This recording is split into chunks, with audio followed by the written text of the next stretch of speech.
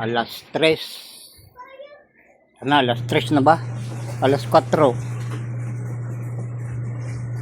Sorry mga kapatid. Alas 4:56 na pala. 4:56 na ng hapon.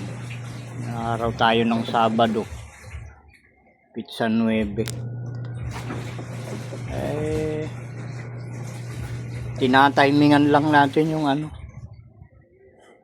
pagko-content. Meron na naman kasing dito kasalan na nangyayari nung isang buwan ba tayo? Kailan lang? 2 weeks pa lang siguro ang nakalipas may kasalan dyan sa Gawing Silangan. Ngayon ando naman yung kasalan sa Gawiron, Kanluran mga kapatid. Doon sa Kanluran. Pero dinig dito yung tugtog nila malakas. At may napapansin lang ako mga kapatid. Yung mga kinakasal ngayon na karamihan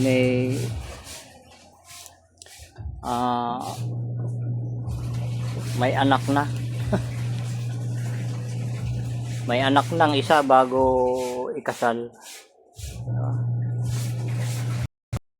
Yung nangyayari.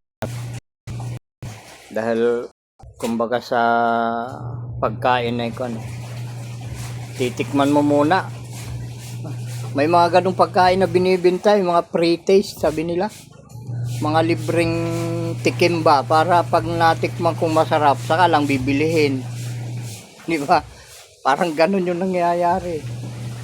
Magkakanak muna ng isa bago ikasal. Ito dalawang magkasunod na ito ganun nangyayari.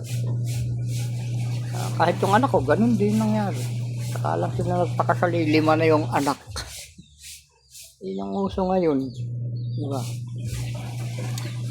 Masama kasi yung yung mga nangyayari sa mga naunang mga ikinasal, karamihan. Bago magsama, ikinakasal. Hindi ata nagkakakursunadahan sa ugali. Kumbaga sa pagkain na hindi maganda pala yung panglasa. O di naghihiwalay din. Dahil napakarami mga kapatid ng gano'n. Pasensya na kayo sa background ko. Nandito ako sa duyan. Kaduyan ako mga kapatid. Para sa inyo mga kapatid, okay lang ba yung gano'n na nangyayari? Ang importante lang naman sa nag-aasawa yung para sa akin lang yung magkaroon sila ng pagpapahalaga sa isa't isa. Unawain kung ano yung nararamdaman ng bawat isa. Bigayan, ganun ba? Yun yung mahalaga sa nag-aasawa. Magkaroon sila ng kapayapaan. Magdesisyon na pinag-uusapan ng mag-asawa. Ano man yung desisyon na gagawin ay pinag-uusapan muna bago gawin. Hindi yung desisyon yung isa hindi pinapaalam sa isa. Yun yung mga yun yung mga dapat malaman ng mga nag-aasawa. Doon nagsisimula yung hindi pagkakaunawaan. Dahil pag mag-asawa na kasi kayo, sabi sa Biblia yung dalawa ay magiging isang laman. Yung dalawang laman ay magiging isa. Kaya magkaisa na kayo. Bawat desisyon o gawain, ang mga plano ay dalawa kayong mag-asawa ang nagbubuo. Diba? Ganun mga kapatid. Ang kailangan, yun ang mahalaga sa mag-asawa. Pag hindi nagagawa ng mag-asawa yung mga ganong desisyon sa buhay, yung isa ay gusto siya lang ang masusunod, yung isa ayaw namang sumunod, diba? Doon nagkakaroon ng away, hiwalayan ng maaga. Kaya siguro ganyan yung uso ngayon. Nagkakasubukan muna ng ugali.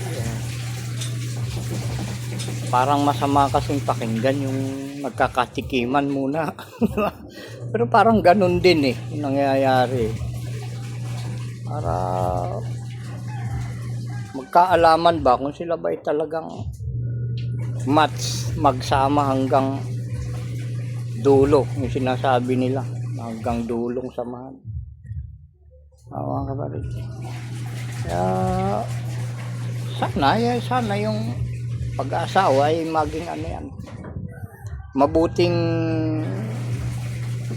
ehemplo o pattern sa mga susunod pang mga kabataan na kailangan ay ang hatid ng pagpapakasal na yan na ginagawa ikabubuti, mga kapatid, dahil walang silbi ang kasal-kasal na yan pag maghihiwalay din lang sa bandang kalagitnaan ng pagsasama ng mag-asawa, diba? Sabi yan ng ama sa Bible pag kayo magawa na nag-iibigan, di ba? At yung nag-iibigan, yan yung sabi ng ama ang taong di marunong umibig ay hindi nakakakilala sa Diyos, dahil ang Diyos ay pag-ibig. Di ba? Kailangan kasama mo na ang Diyos pag ikaw ay umiibig. Ganun yung nasa pagitan ng mag-asawa. Pagkasama mo na, Diyos sa yung gitna, nasa pagitan nyo na, dapat lang na hindi kayo pwedeng maghiwalay, dahil andyan yan Diyos sa gitna ninyo kung may pag-ibig kayo sa isa't isa. Yun sabi ng ating ama sa Biblia na ang pinagsama ng Diyos ay hindi pwedeng paghiwalay ng tao. Diba? Dapat alam ng lahat yon.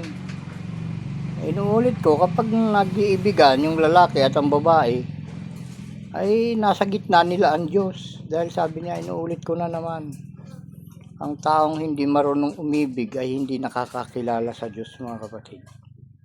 Sapagkat ang Diyos ay pag-ibig. Nila, mga kapatid.